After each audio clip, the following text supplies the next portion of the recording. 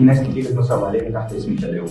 دي حقيقة، ودي معتمدة بقى مين المكان أو مين الشخص اللي أنت هتتعلم من خلاله. الشخص اللي هيقول لك إنك هتقدر تتعلم التداول وتحقق أرباح في 10 أيام ما تدخلش معاه. تعليم التداول واحتراف التداول هياخد منك الوقت، ولازم تكون داخل وأنت مستعد لده. لو هتدخل تتعلم عن طريق أكاديمي أو عن طريق شركة، اعرف أنت داخل تتعلم التداول فعلا. هل سيستم المكان ده قائم على التعليم ولا تكوين فرق تسويقية؟ لأنه في ناس كتير تواصلت معايا إن هو داخل يتعلم من خلال أكاديمي أو من خلال منظمه معينه او شركه معينه، بيتعلم تداول بحيث ان هو يتداول بايده ويقدر يحقق ارباح من خلال شغله.